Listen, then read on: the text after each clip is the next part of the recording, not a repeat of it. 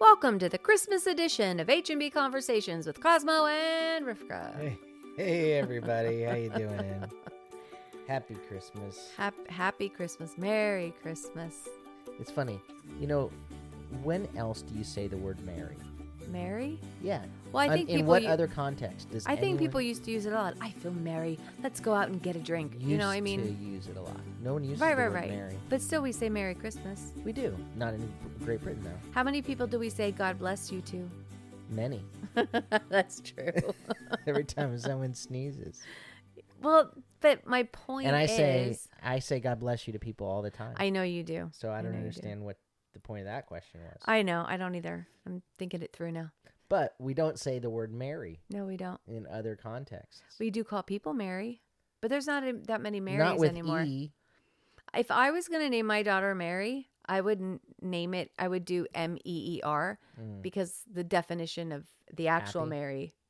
What? Oh, because Mary, Maria, Miriam, all of that. The definition there is bitter. Meer? Yeah, because No, did I spell it wrong? Merr? Is that what you mean? Yeah, that's what I meant. we all knew what she meant. Okay. Yeah. I was genuinely actually Sorry, confused for a second. my bad. I want to name my child my Mir. child. I'm not having any more kids. Maybe my dog. I'll name my dog Mary. Yeah. But anyways, because it means the Mary spelt the other way means bitter. Right. So well, anyway, Merry Christmas, everybody. We Merry celebrate Christmas. Jesus was born. Yeshua was born long time ago now, in Bethlehem. 2,000 years ago. Okay, so today I am going to tell everybody how to ask where's the bathroom in Japanese. Oh. Yes, this has been an adventure for me. Yeah. It is very hard to speak Japanese, and I may just have the computer do it. I will try, but I'm not trying to cause an international incident here. This is not racist. I am not mocking anyone, but I will try. Okay. And then I'm gonna talk a little bit about their toilet system. Mm-hmm. That's always my funnest part. I'm excited. Okay, so I think it goes like this. It goes Okay, hold on a second. It says Oteiro wa doko desu ka? I think that's how you say it. It's like Oteiro wa doko desu ka? Okay, so now I'm certain I did not do that well. So if you're in Japan, what's happening is we're gonna just do the potty dance to get people. No, I'll try. And they'll be like, these stupid Americans, why do they come here? And then they'll show me where the bathroom is. Okay, so this is how I'm going to put it up to the mic. This is how you actually would say it.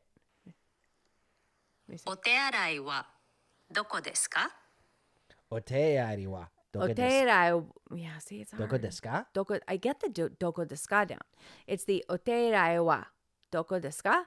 So that's how you say, where is the bathroom in Japanese? Right. So then I looked up like Japan and their toilets because I found out all kinds of really interesting things about Germany. And I found out also from Jesse, he's German and goes back and forth to Germany. But you have to bring your own toilet paper. Like they don't provide toilet paper there, and you have to pay to use bathrooms. They they have these like bathrooms that are like in places. They're not like in buildings like ours necessarily, and you have to pay to use it. That's actually my understanding is that's actually more common in Europe. Period. Yeah, probably. And free country, you get to pee where you want to pee. Well, it's well, not really. It's interesting. I remember this was several years ago now, but being in New York City, when you're just in the city and you've got to use the restroom, it's not always easy. No, when I was in New York, to find a public you restroom. And the stores, either they have these really tiny little shops that their bathrooms are not going to be accessible to the public, or you have these massive stores that now you're going to have to go in and navigate to find the bathroom. Well, or you got to be a paying customer in certain, so you got to go in and buy something, and be like, for hey, restaurants can I use your or restroom? So, but I remember several. Now, this was a long time ago. This was in 2001 when I was in back Europe and in the old days of 2001. Yeah. Ot one. Ot one. Yes. I never used the ot. Anyway, I do. I'm gonna use it all And the time. it was that situation where it was there you did have to pay to go to use a public bathroom, but they did provide the toilet paper for that cost. Yeah. Well, I mean, I think it's better to be safe than sorry. Carry a thing of toilet paper. All Okay, right. so now I'm gonna read. Hold on, I gotta. Oh. I'm gonna talk about it. Oh, wow. You're not. I feel like you're not paying We're gonna attention. drag this all out. Stop dragging it out. Okay. This is very informative. I have to say, my followers love this stuff. Okay. All right. So there are two types of toilets in Japan. There's the Japanese style and the Western style. Okay. Public washrooms are often equipped with both toilet styles, although some older facilities might only have the Japanese style toilet, while newer facilities can have only Western style toilets. And then it says many Western style toilets in Japan often have options such as heated seats, a built-in shower and dryer for your behind, and an automatic lid opener. I think the lid opener should have been mentioned first. Yeah, I Yeah. like the automatic lid opener. I That's mean, fantastic. right? It says both Western and Japanese style toilets usually have two flushes, the small, the big amount, and you can decide. And it says, although this situation has improved dramatically, toilet paper is not always provided in their restrooms. And then let me see here. Oh, I found this really interesting. When you use a washroom in a private home, so let's say you go to someone's house, right? So when you use a washroom in a private home, it's called like minshuku and like roikan. Oh man, I'm so sorry, everybody. You will often find toilet slippers. Like there's slippers there, and they're exclusively for inside the bathroom. So you would leave your normal slippers outside because nobody wears shoes inside the house there. Like it's like they will not do it. And so you leave your slippers that you were wearing in the house outside the bathroom, and you wear those slippers in the bathroom. And then you have to make sure to leave those slippers back in the bathroom, put your other slippers on, because otherwise it's like a huge cultural faux pas. Yeah. Like it's a big deal.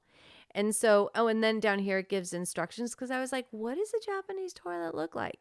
And as what I'm looking at is basically, it looks like a urinal, only it's in the ground. And so I don't think we have small children that listen to the show, but I mean, for certain not. But so it's like, consider like a urinal. It's in the ground, and the directions, here are the directions. I'm going to read them for you. Okay. Okay. Says, wait. what?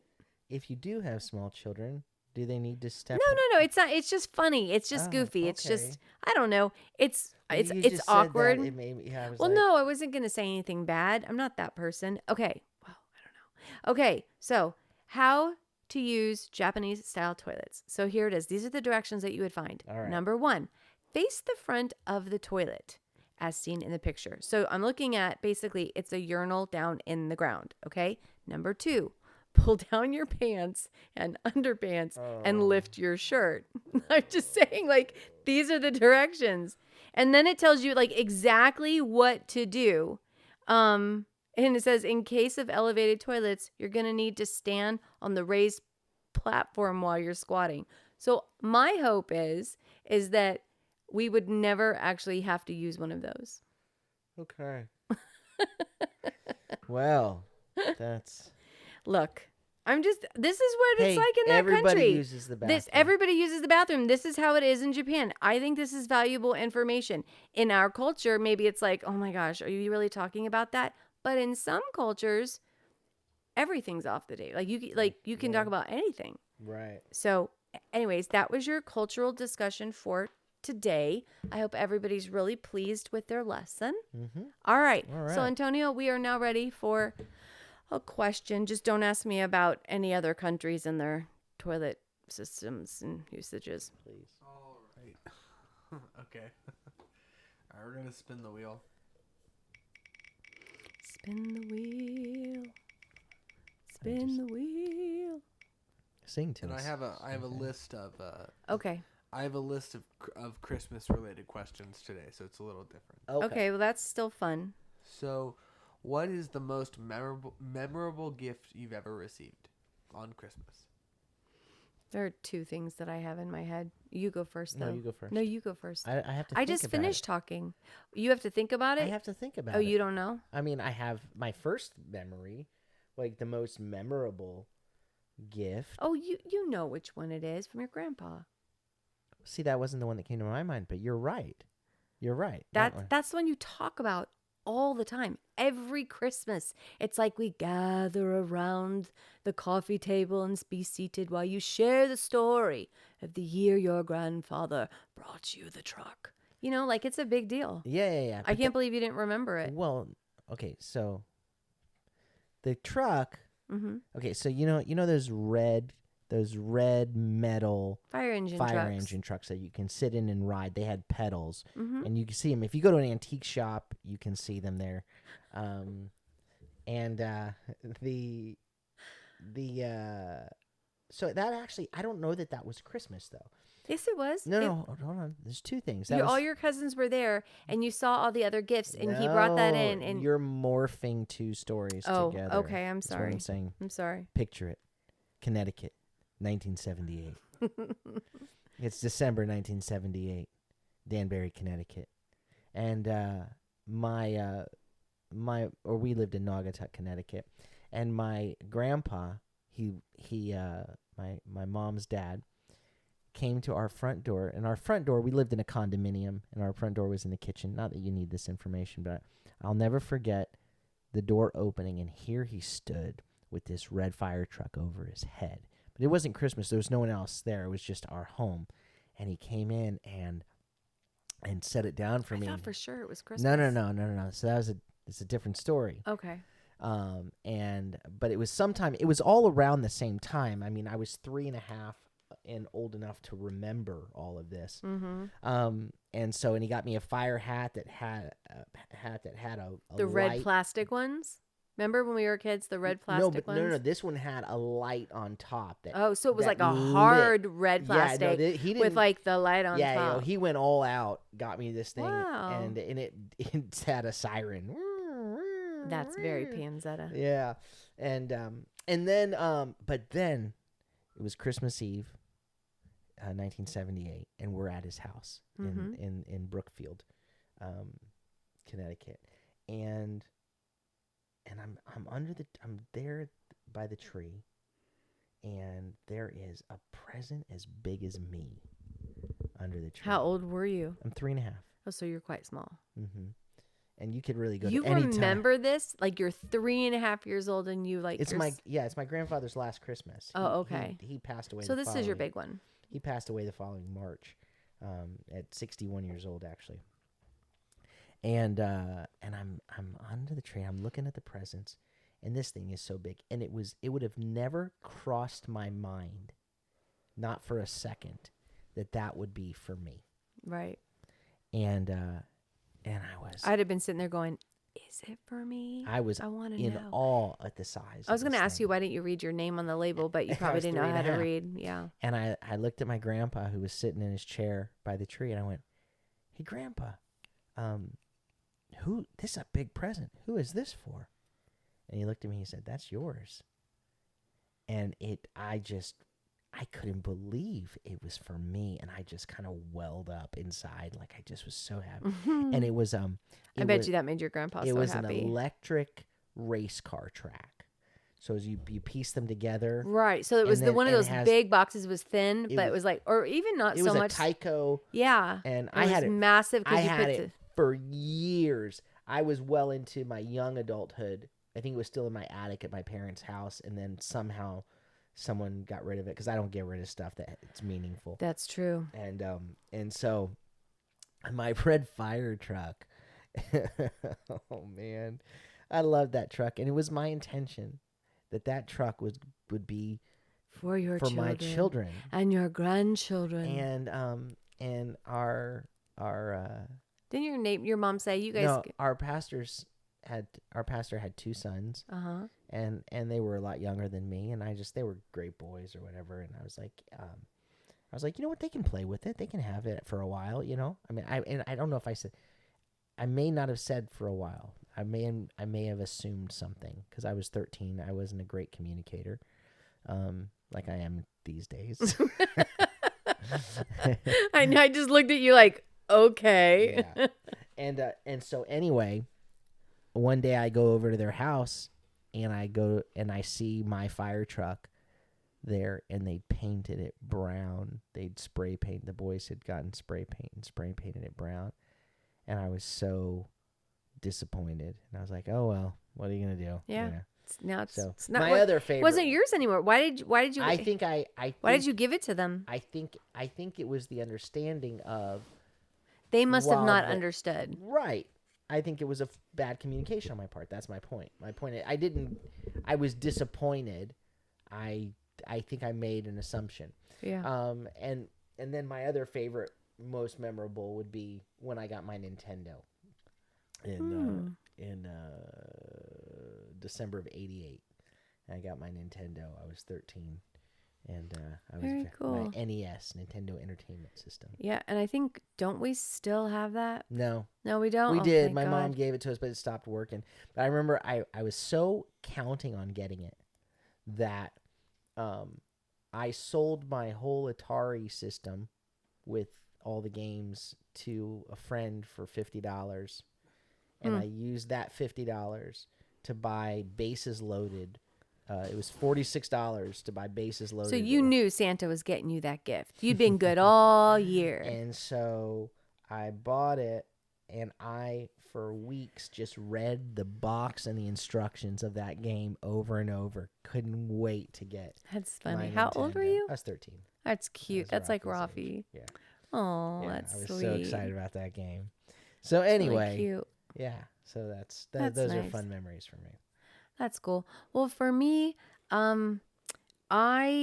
Christmas was a big deal for me. Like, I loved Christmas, but my parents really weren't that into it. Like, it was Christmas, but we didn't ever get like our tree until like either Christmas Eve or maybe Christmas Adam. I don't ever remember having like a tree up for a long time. Just because she's using terminology that some of you may not know, what her brother No, Jonathan. Christmas Adam is a thing people say now. I know. No, I heard it on television. Anyways, Christmas Adam is the day before Christmas Eve. My brother and I, when we were kids, we were little kids, and he was like, you know what the day before Christmas Eve is? And I was like, what? He's like, Christmas Adam. So we always do Christmas December Adam 23rd is Christmas since Adam. our whole lives. Yeah. But I am starting to hear it because, certainly we're not the only people that were like, Adam and Eve. Yeah. You know? Anyways, so what I found out later is that honestly, it's just that Christmas trees were really, really expensive too.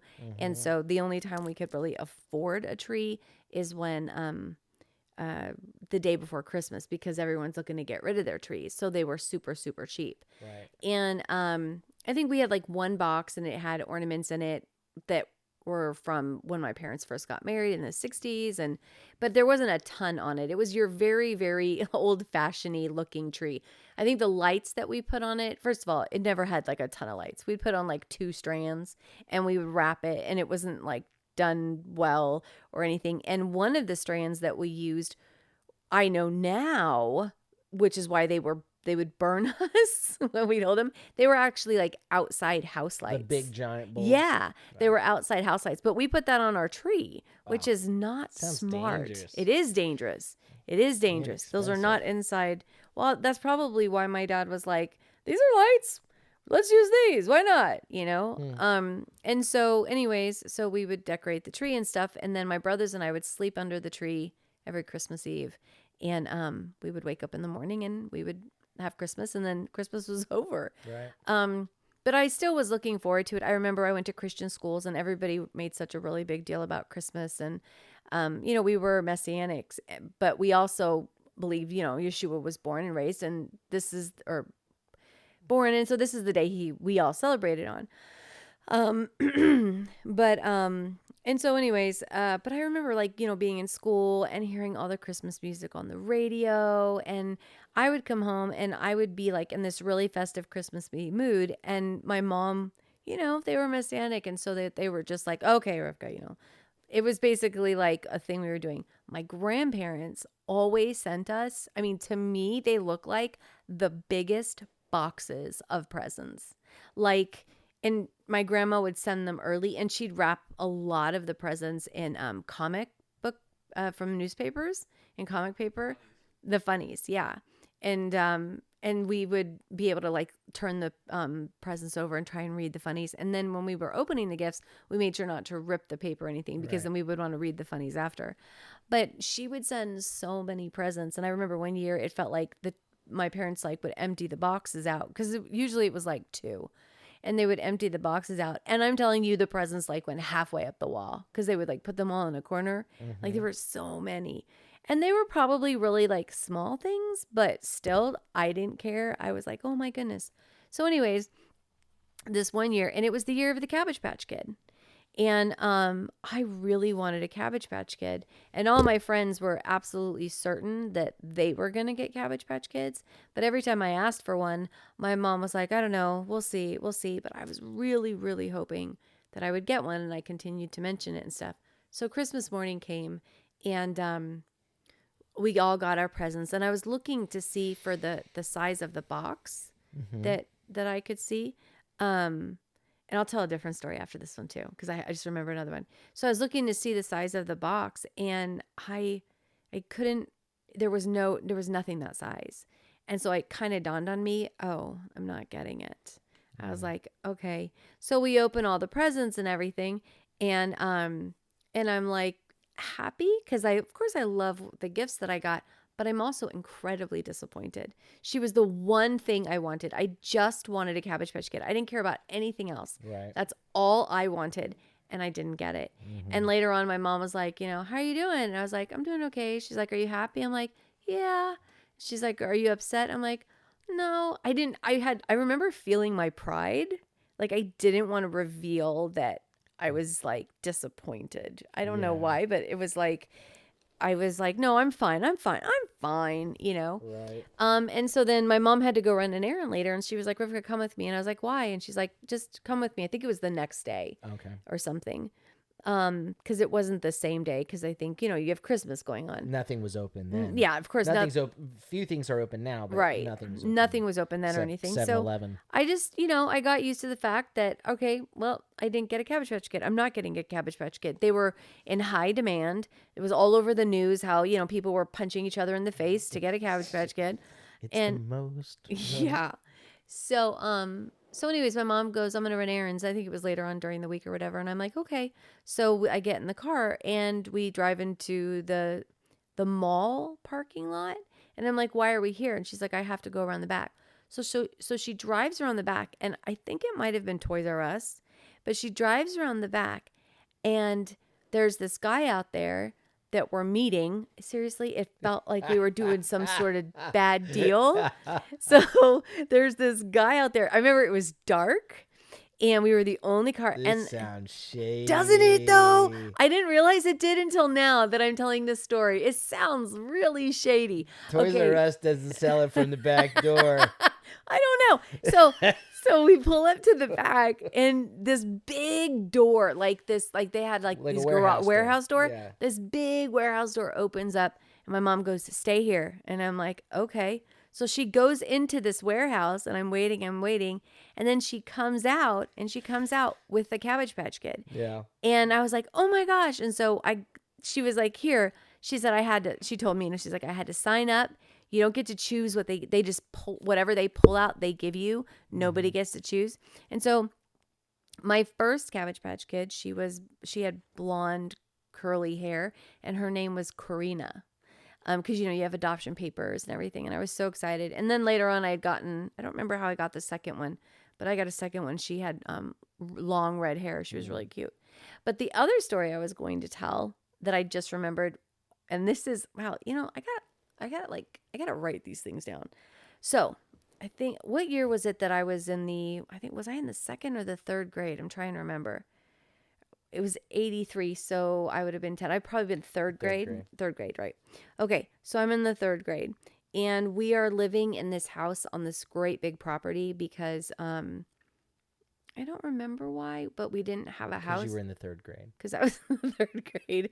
No, my parents, I think we came back early from where we had been living before or something, and the house that we owned was still being rented out.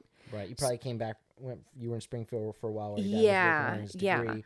another degree. Right. And Yeah, then, right. And And then you went back to New York. right. So, okay. So I think someone my parents knew, they owned, I think it was like 300 acres. And there was this small group of 3 houses, and they were colonial houses. Like they had been there a long, long time. I think one of the homes was like a historic home that like George Washington had walked through or something like that. Because we could walk through. What? Yeah, it's a big deal. Huh? Yeah. No, I mean, it was cool for us. We'd walk through it and everything. And then, of course, because we were kids, we'd be like, did you hear that?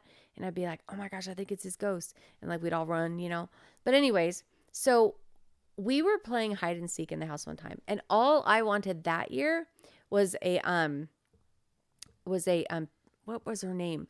It was a peach Barbie. The name just left me because it wasn't Pretty in Pink. Pretty in Pink was a different Barbie.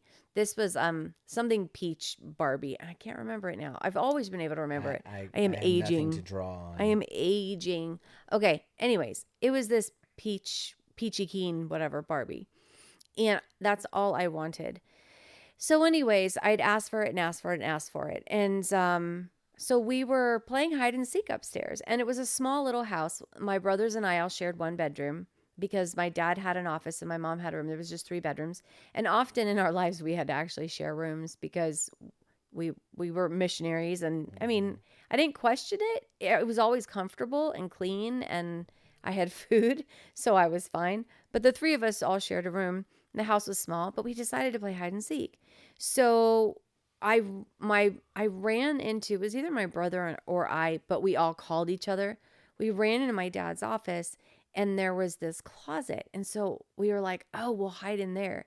So we open the door to the closet and we go in, and it is just loaded with toys. It has all our presents in it. Yikes. And I'm like, oh my gosh. So I call my brothers and I'm like, look, all the presents are here. And they're like, oh, wow, you know? And so then we didn't hide in there because I remember not wanting to hurt the presents. Like, you know, because it's boxes and stuff, and if you fall on them and everything. Sure. So my mom comes home, and I might not have the story right. It could have been me. It could have been my brother, whatever. But one of us, and it might have been me, one of us told her, hey, we were upstairs, and we were playing hide and seek, and we found the presents. And she was like, what? And I'm like, yeah, we found the presents. Because to me, it was an accident. Right. Like we You were weren't just hunting for them. no, we were just playing a game. She was so mad. They were so mad we found the presents. They told us we were no longer getting any presents for Christmas. That this Christmas there would be no presents.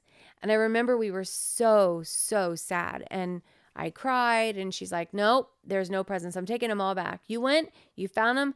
You're not getting any presents this Christmas." And I remember I was so sad, but I was like, well, I mean, good grief.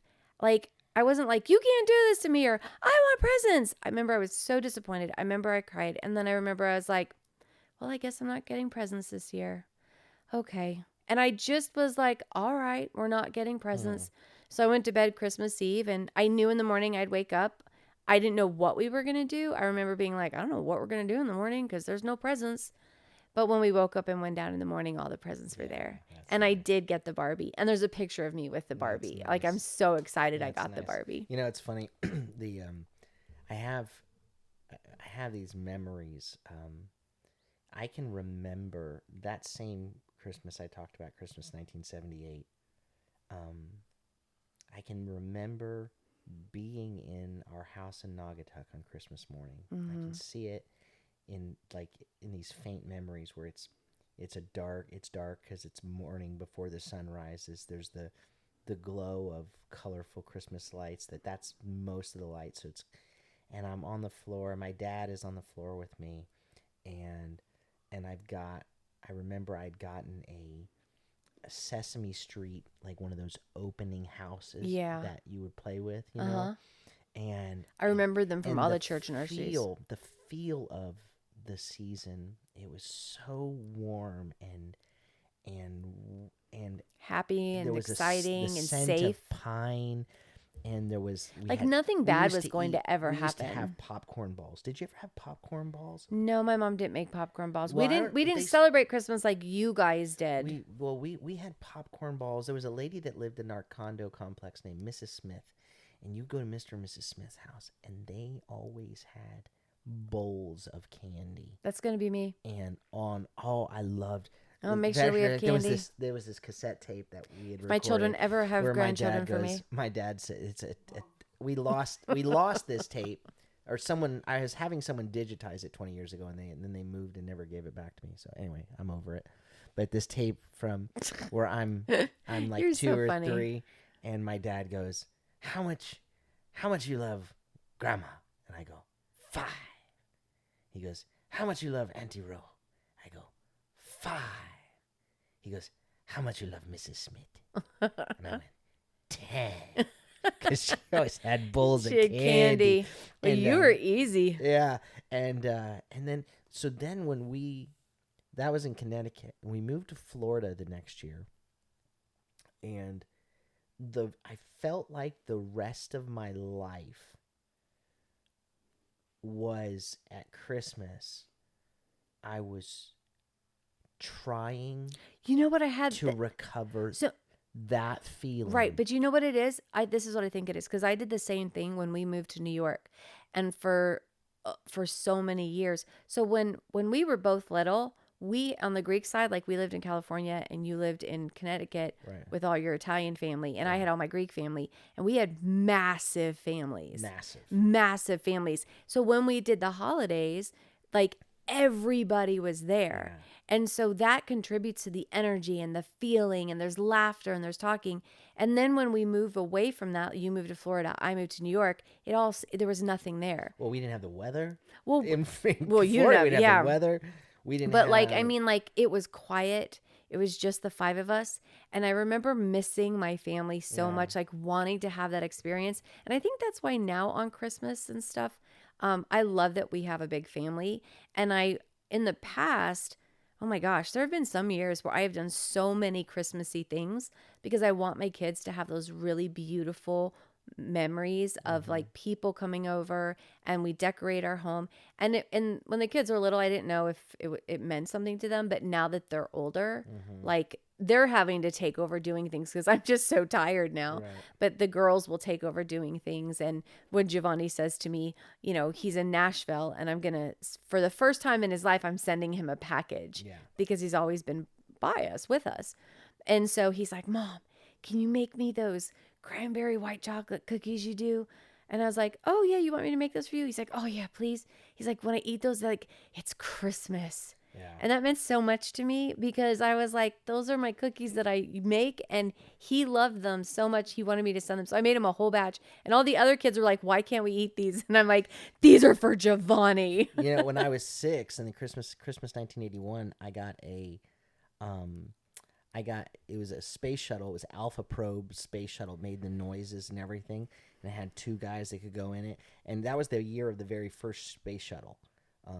So the first space shuttle went up in 1981. And so I got this space shuttle. That was also one of my very favorite gifts, which I still have that. Mm-hmm. I actually still have that. That one I was like, my kids are going to play with this and get it. And I think the last gift that I got as being a kid and not being married that I remember that made me cry. I was really excited, and it made me cry.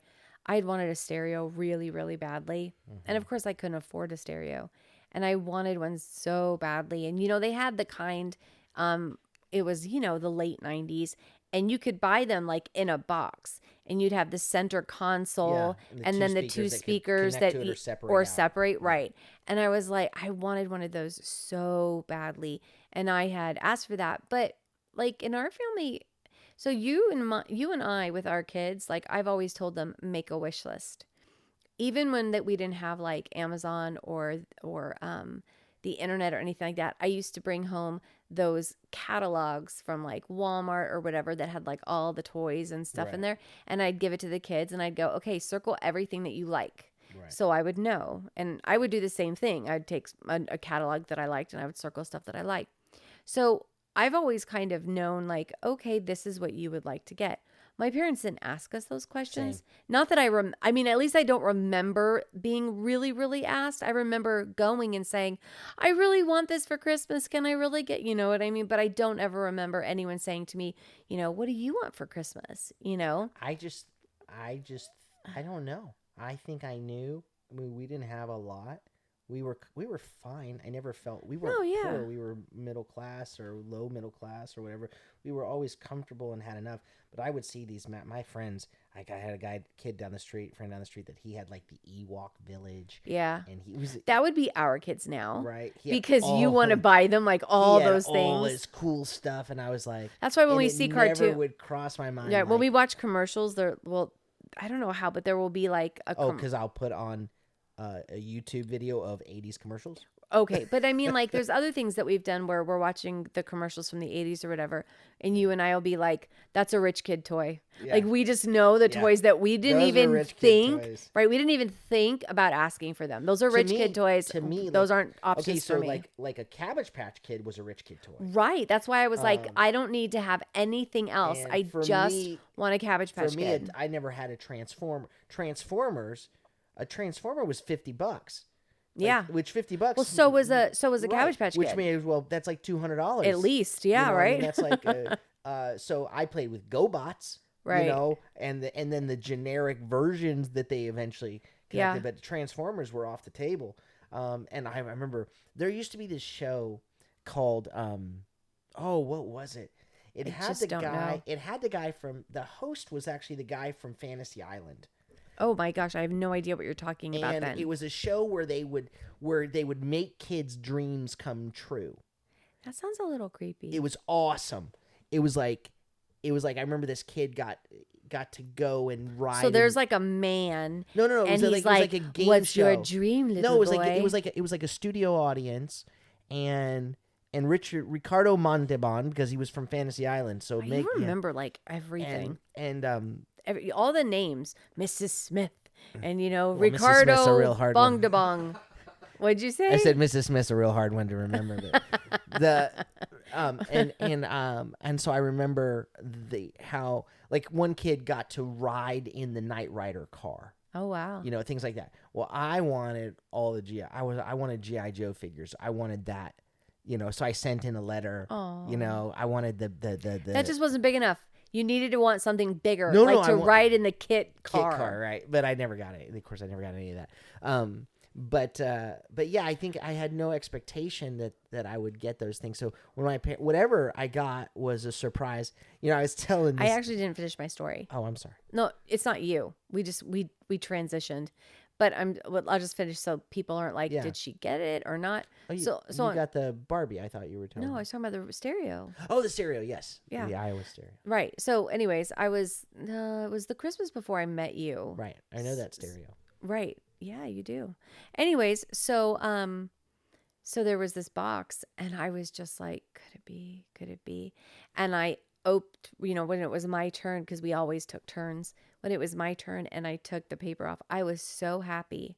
I was so happy that I cried, and I was just so excited. I was so happy. I love gifts. I mean, I know love that giving gifts. It's an interesting thing. I think I can imagine that there might be some people who are listening to our podcast being like, wait a minute, what are they doing talking about Christmas? I think thought this was a Jewish ministry. And of course there are things within, there are some folks that don't celebrate Christmas in traditional ways, or we'll talk about how the fact we've been dealing with this for many, many years.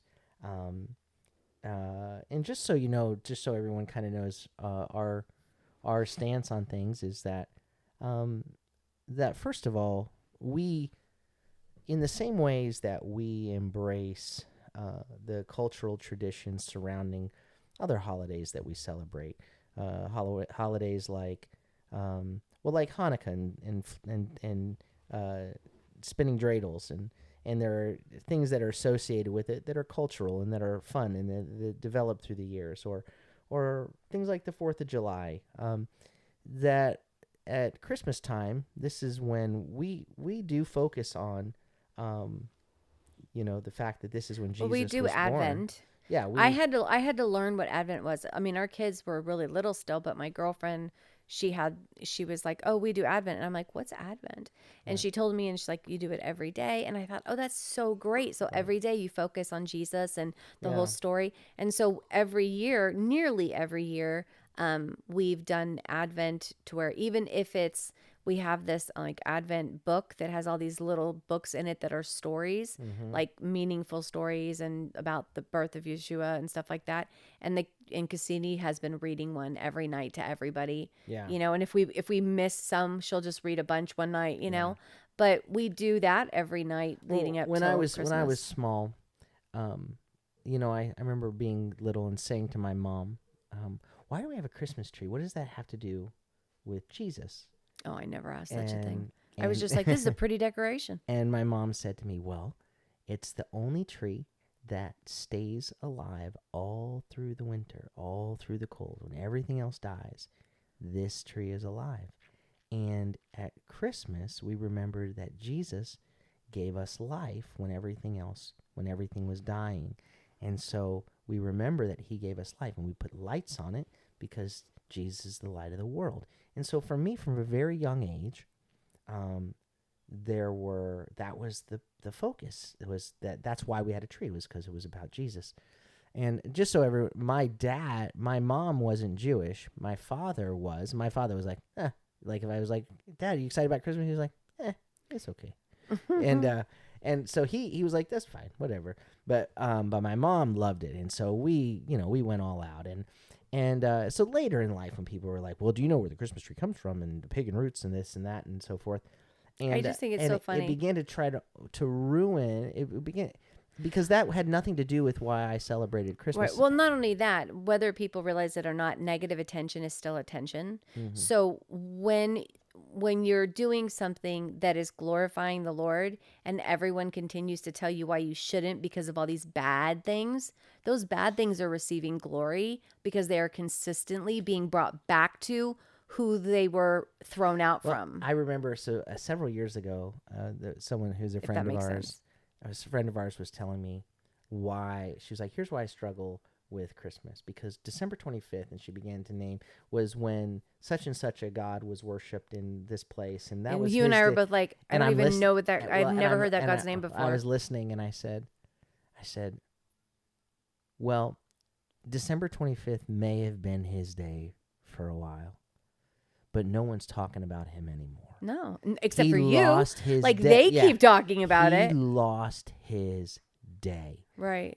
And God Yeshua took it day, back. yeah. They're all his. And the tree, the evergreen tree, he made the tree. So we don't give that up to the enemy. We're not saying, "Well, now you get the tree for forever." I actually think it's a real victorious, beautiful thing to take something that was pagan and then to use it for something that's so beautiful. How infuriating that would be to the enemy. Right. Where these were like, he intended these things for evil and now God uses them for good. So on this day, everyone's singing our message. They're singing our message, even if they don't know they're singing our message. And sure, they're singing about the weather in the winter, and but we can celebrate the gift that is Yeshua. And so we as a family, we enjoy. We make Yeshua the center of our Christmas celebration, but we enjoy all of our cultural traditions and our family traditions, My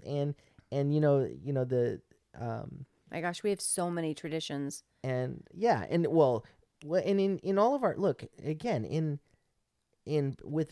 in our Jewish traditions, at Passover, there are things that we do. That when the 4 cups or the afikomen, the afikomen wasn't put into place in Exodus. Can't find it anywhere. But Yeshua, at his Passover Seder, at that last Passover Seder, he took the cups and that were already in place. He took these extra traditions that had been added on, and he didn't bring a rebuke about them. He didn't say, "Why are we doing this afikomen thing?" He said, he took the matzah and he broke it and said, "This is my body, which is broken for you. As often as you do this, do it in remembrance of me." And he infused it with new meaning. And so you can look at traditions surrounding Sukkot that had developed. The tradition of the water drawing ceremony, or the tradition of the lighting ceremony of Jerusalem, which we talk about around Sukkot. that those were traditions that Yeshua took, that, again, they're spoken of in the Mishnah, but they're not spoken of in the Hebrew scriptures. And Yeshua took those things and he said, I am the light of the world. And then he said, if anyone is thirsty, let him come to me, and I'll give him living water that'll flow from within him. And so he took these cultural things and infused them with new meaning. He didn't reject them. He restored them and took them. And so we walk in joy and in freedom. And we do say this: if you have your own conviction about not celebrating Christmas in December, then that's you're free to do that. But I just wanted to mention that because I thought some folks might be confused. But we celebrate all of the beautiful holidays so I've done extensive investigating the whole, because we personally experienced, it felt like persecution for celebrating Christmas because of the world that we were in. Like my children have like these memories of people making them feel the need to defend their celebrating of Christmas. And it's this weird thing because for my children, for our kids, they know it's all about Jesus. And so when people would tell them, we don't celebrate Christmas, I remember Rivka being like, don't they love Yeshua? Like, I thought they loved Yeshua. Because it's so much about the Lord for us, it was confusing for our kids why someone wouldn't do that. And in essence, it is what it feels like, where someone's like, I'm not going to celebrate his birth. I don't care. I'm not going to celebrate his birth. So, but when in the early church, when these things were happening, this was the winter solstice, right? And so they would celebrate it, and they had all these traditions that they were doing, and it was pagan. And there were the Christians that wanted to celebrate the birth of Jesus.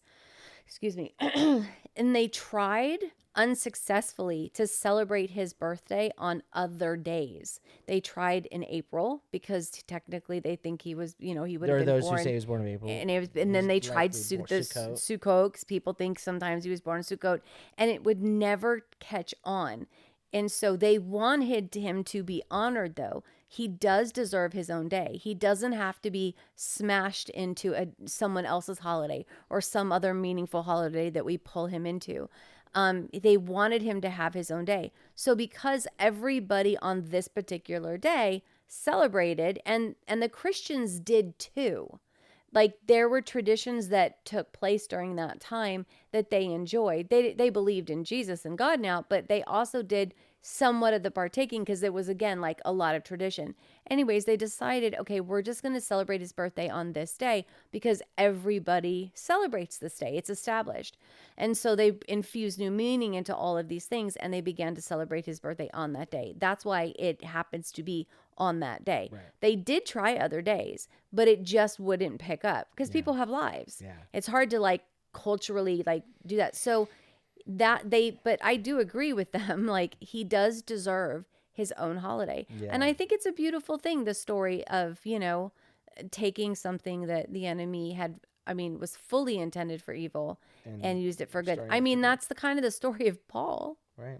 The enemy was using him to kill Christians, and then God took him and infused new life into him, and he's massive now for us. And so that's where, when we talk about the beauty of all these memories that we have, and I just want to celebrate and enjoy and the life that Yeshua has given to us and to our family, and to that, what we gained from our parents who went before us, and what we give to our children that come after us, and the fruit of the Spirit is joy, and joy to the world, and we can have joy, and we can celebrate this. So how long have we been on? 50 minutes. Oh, we're okay. Well, but we can try one more. It's Christmas. Okay. We can try one more question. But there's only one Christmas. Just pull one out, and we'll do one more. People can pause it and whatever, but it's Christmas. Okay. We'll give you the gift of an extra long podcast. All right. I'm going to spin the wheel.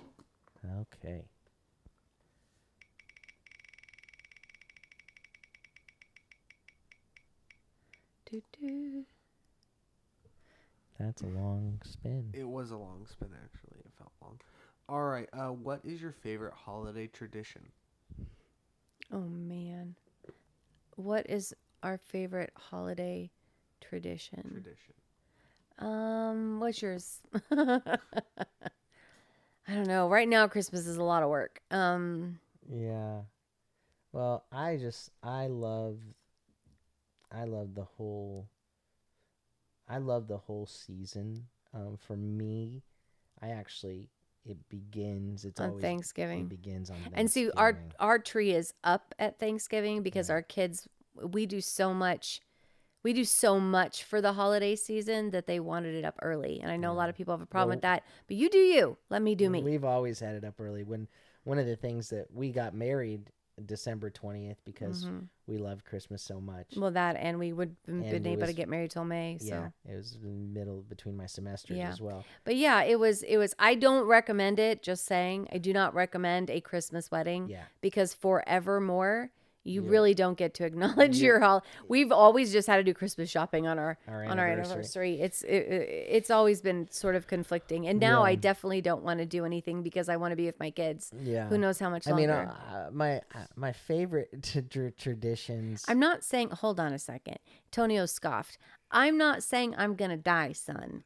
I'm not doing the Greek thing of next year I might be dead. I don't know. No, I'm saying Giovanni's not here this year. You know, and they're growing and they're getting married and they're gonna have their lives. Like, I don't know how much longer we'll all get to be together. What's been amazing to me, for our whole life as a family. About that. I am. Okay. Was that when I was growing up, because my dad was a prison chaplain, we would get up and we would open all our presents, and then he would go and lead the service at the prison that day by 10 a.m. He was gone from 10 to 12, and that was always fine. It was right around the corner, and you could see. And you the guys prison opened from your our presents house. really like fast. 6 in the morning. We were up and just two of us, and we were fast. We were open. Well, I don't think you took turns, did you? We did not take turns. Right. No, we took turns. So, and boy, you remember not being able to sleep at night, right? It was so exciting. But so our poor kids, they don't get a 6 a.m. opening of anything. Oh no. They get up. No presents get opened until at the earliest 10, 11 o'clock. Well, because we have breakfast. We do breakfast and we read the story.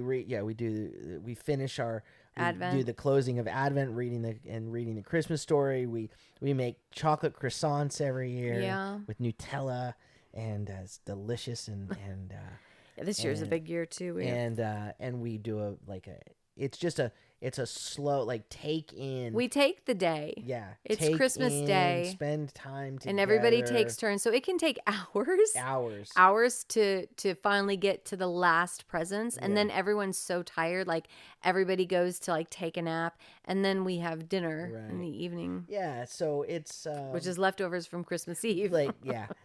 Because growing up, my favorite Christmas tradition was Christmas Eve. Because we did the Night of the Seven Fishes. We always had lots of fish. And yes, I know. I married someone who doesn't eat fish. I don't eat fish, but that doesn't mean, I love the pancettas, and my children are Italian, and I know that's something that's important. So, even this year, we are having a fish dish. Yeah. There's always fish. It's just, I don't want to cook it in my house. I think next year what I'll do is I'll make you some. Okay, I'll do it. I'm going to be 50, so I can do it, but I'm going to do it outside. Last year I made, because my mom had just passed away, Rivka allowed me to do it. I allowed you. I made fried smelts in the house. It didn't actually make the house smell too bad. Oh, they're so good. I think bacon has the same effect if someone's cooking bacon, and you can smell it.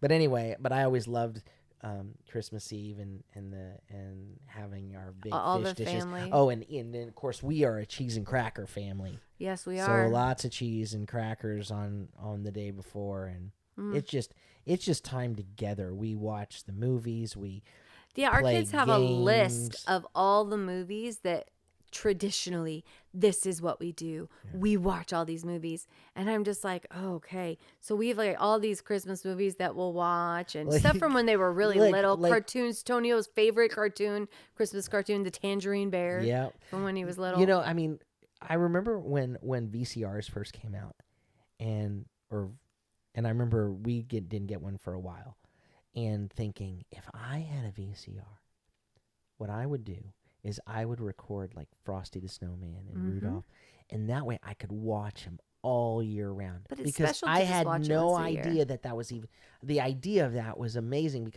because it was just once a year, and if you missed it, you missed it. Yeah. You missed it. That was it. It's And like you so- waited for the commercial, you saw the commercial, and it was on more than one station. The Yeah. commercials, like they would tell you, like, this is what it's going to be on, and you'd be like, okay, I gotta watch it. It's coming on at 7:30 on like Thursday night or something. Yeah, you know, and all the boy. So when we first got married, and you worked at a daycare. the daycare, and they had all those Christmas Yeah. cartoons on video, and so you would bring them home, and we'd set up the sleeper sofa out by the remember that. fireplace. because it was our anniversary. Yeah. And we didn't have kids yet, and so oh my gosh, we are so goofy. Yeah. So we set up the whole room with the Christmas tree and everything, and we watched cartoons. Yeah, that's when we discovered Small One. The Yeah. little Disney cartoon. Oh, it's so cute. The little, like, they're not claymations. They're, what are they called, Antonio? Animation. Stop motion. No, They're it was no. Small One was just was a not cartoon. It was a cartoon. Oh, It was I'm thinking about about- Nestor the long-eared yeah, that one too. Donkey. Yeah. Anyways, so yeah, I mean, I think for me, what my favorite tradition would be, it's so hard to say because now for so many years, I'm providing the tradition. It's all one tradition. Yeah, is what it and feels I'm like. doing all the work. Like, okay, we got to do this, and okay, I got to make sure this. Like when we're done here, I need to go inside and I need to make 3 different doughs for 3 different, 2 desserts and 1 bread, and I need to put them in the freezer. I've got 4 days where I've got mapped out all the different things that I'm cooking for, Christmas Eve and then Christmas Day.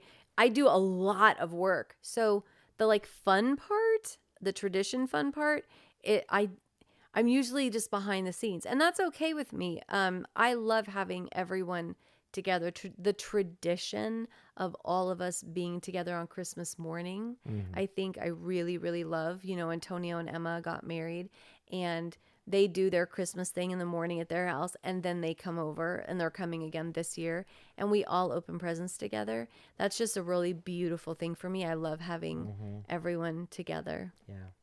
So yeah, but I think that's the whole point of Christmas, right? It's about the birth of the Lord and who He is in our lives, and then who we are with each other. And it is true that there's a beautiful energy in the air, a spirit that is when we're acknowledging the Lord and we're bringing glory to His name, whether or not you believe in Him, your words are still powerful. And so when you're singing Christmas carols and stuff like that, because they are, Yeah. unless you're making a point to not, they are, traditional, "Oh, come all you faithful," Noel, like all of that. We saw an episode of this show, The Goldbergs, Oh, that we love, and it was they're Jewish, and so they celebrate Hanukkah. they celebrate Hanukkah, and there was a big